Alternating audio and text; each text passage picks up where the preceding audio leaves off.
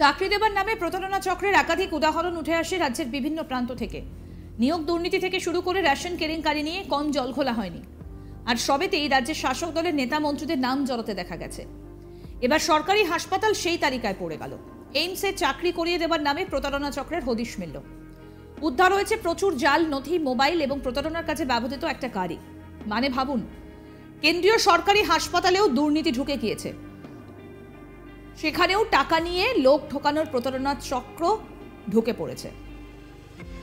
কল্যাণী এইমসে চাকরি দেবার নাম করে ৭২ লক্ষ টাকার প্রতারণার পর্দা ফাঁস করল হরিপাল থানার পুলিশ। প্রতারণার অভিযোগে ইতিমধ্যেই ৪ জনকে গ্রেফতার করেছে পুলিশ। প্রতারণার সঙ্গে যুক্ত প্রথমে বাপ্পা রাউত নামে এক ব্যক্তিকে নদিয়ার কল্যাণী থেকে গ্রেফতার করে পুলিশ। গত মাসের ১৯ তারিখ বাপ্পা রাউতকে আদালতে পাঠায় পুলিশ। বাপ্পা রাউতকে পুলিশি হেফাজতে নিয়ে পুলিশি তদন্ত শুরু করে এবং এই চক্রের সঙ্গে জড়িত দীপক দাস নামে আরও এক ব্যক্তিকে দুর্গাপুর থেকে গ্রেফতার করে পুলিশ।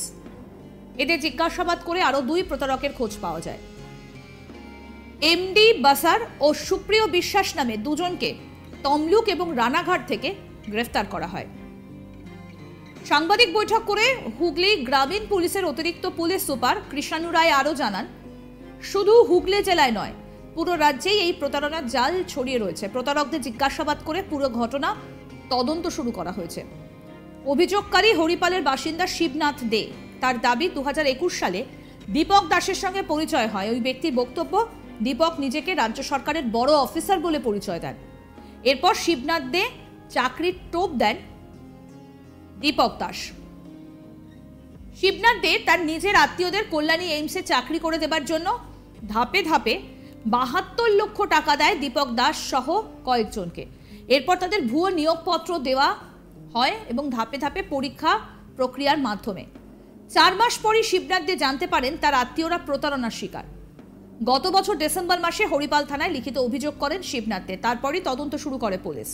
পুলিশ জানায়, এর আগেও একাধিক দফতরে চাকরি দেবার নাম করে প্রতারণার অভিযোগে গ্রেফতার করা হয়েছিল দীপক দাসকে।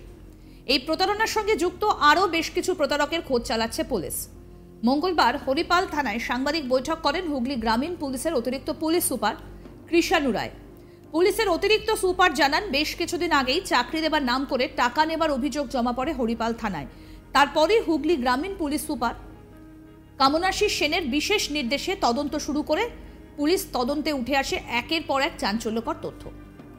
অতিরিক্ত পুলিশ সুপার কৃষ্ণানু রায় কি বলছেন শোনাবো আপনাদের। যে আমাদের হরিপাল থানা গত ৯/১২/২০২৩ একটি অভিযোগ জমা পড়ে যে কিছু লোকজন সরকারি চাকরি দেওয়ার নাম করে লোকজনের কাছ থেকে বা ওই অভিযোগকারীর কাছ থেকে কিছু টাকা পয়সা নিয়েছে এবং ওই অভিযোগের ভিত্তিতে হরিপাল থানা একটি কেস লঞ্চ করেন। ওই ৯/১২/২০২৩ একটি কেস স্টার্ট করে হরিপাল পিএস কেস নম্বর ৫৫৩/২০২৩ এবং কেসের তদন্ত করতে গিয়ে আমরা দেখি যে পেছনে একটা র্যাকেট জড়িত আছে এবং তার র্যাকেটে বেশ কিছু লোক আছে যারা বিভিন্ন লোকজনের কাছ থেকে টাকা নিচ্ছে এবং তাদের এইমস কল্যাণী এবং শিক্ষা বন্ধুতে চাকরি দেওয়ার নাম করে টাকা পয়সা তুলছে। আসে এই খবরটা পাওয়ার পরে আমরা এর পেছনে কারা কারা যুক্ত আছে তাদের খোঁজ শুরু করি। হরিপাল থানার আমাদের যে তদন্তকারী অফিসার এবং আমার থানার যে বড়বাবু আছে তাদের নির্দেশে এবং তাদের সক্রিয়তায় আমরা ৪ জনকে গ্রেফতার করি। ৪ জনের মধ্যে ৩ জন এখনো আমাদের পুলিশ কাস্টাডিতে আছে এবং ১ জন জেল কাস্টাডিতে আছে। ৪ জনকে অ্যারেস্ট করি এবং জানতে পারি যে এরাই এই দুটো সংস্থায় অর্থাৎ এইমস কল্যাণী এবং শিক্ষা বন্ধুতে চাকরি দেওয়ার নাম করে বিভিন্ন জায়গা থেকে প্রচুর পরিমাণ টাকা তুলেছে এবং অ্যারেস্ট করার পরে এদের কাছ থেকে জানতে পারি যে আরো কিছু লোক এর পেছনে যুক্ত আছে।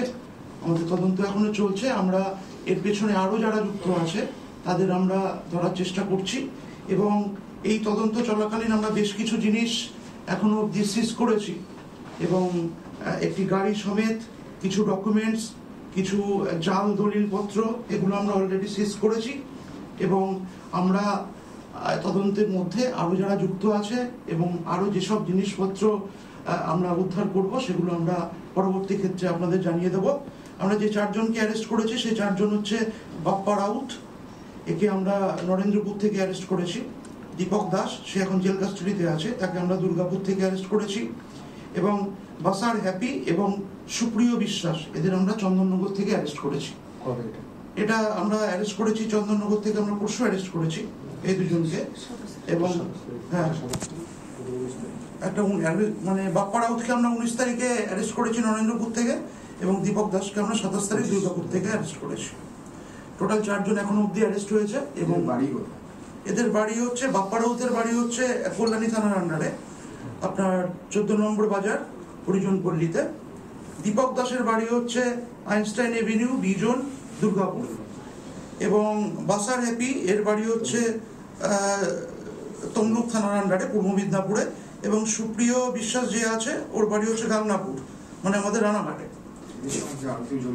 হ্যাঁ, আরো কিছু নাম আমরা পেয়েছি, সেটা আমরা এখনই তদন্তের স্বার্থে আপনাদের বলছি না, তবে আমরা তদন্তের মধ্যে ওদের আমরা অ্যারেস্ট করার চেষ্টা করছি এবং আশা করি ওরাও অ্যারেস্ট হয়ে যাবে। এটা একটা বড় র্যাকেট আছে, আমরা এখনো অব্দি 4 জনকে পেয়েছি, আরো বেশ কিছু নাম পাচ্ছি, সেটা আমরা এখনই তদন্তের স্বার্থে আপনাদের বলছি না। ঠিক আছে, কত টাকা প্রতারণা হয়েছে তাও আমরা এখনো অব্দি যেটা পেয়েছি 72 লাখ টাকা অব্দি এখনো অব্দি আমরা পেয়েছি, যে বিভিন্ন জায়গা থেকে বিভিন্ন লোকের কাছ থেকে প্রতারণা হয়েছে। হুগলি বলে নয়, এটা যেটা পেয়েছি সেটা রাজ্যের বিভিন্ন জায়গায় এবং ভারতবর্ষের বিভিন্ন জায়গায় এদের র্যাকেট ছড়িয়ে আছে। সেটা আমরা আগামী দিনে আরো যাদের যাদের অ্যারেস্ট করবো আপনাদের আমরা পর্যায়ক্রমে জানাতে থাকবো।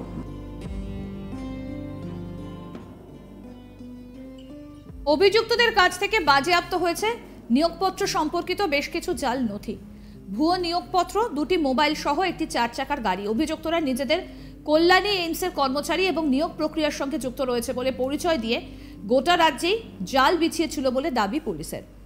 বর্তমানে জেল হেফাজতে আছে বাপ্পা রাউত এবং বাকি 3 জনকে পুলিশি হেফাজতে নিয়ে তদন্তে গতি আনতে বা এই চক্রের সঙ্গে আরো কারা কারা জড়িত তাদের খোঁজ পেতে জিজ্ঞাসাবাদ করছে পুলিশ।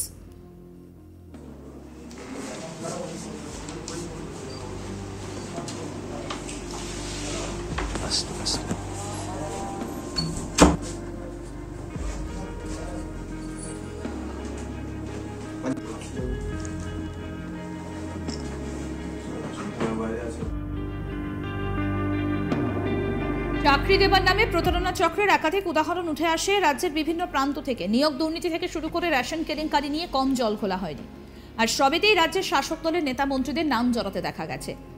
এবার সরকারি হাসপাতাল সেই তালিকায় পড়ে গেল। এইমসে চাকরি করিয়ে দেবার নামে প্রতারণা চক্রের হদিশ মিলল। উদ্ধার হয়েছে প্রচুর জাল নথি, মোবাইল এবং প্রতারণার কাজে ব্যবহৃত একটি গাড়ি।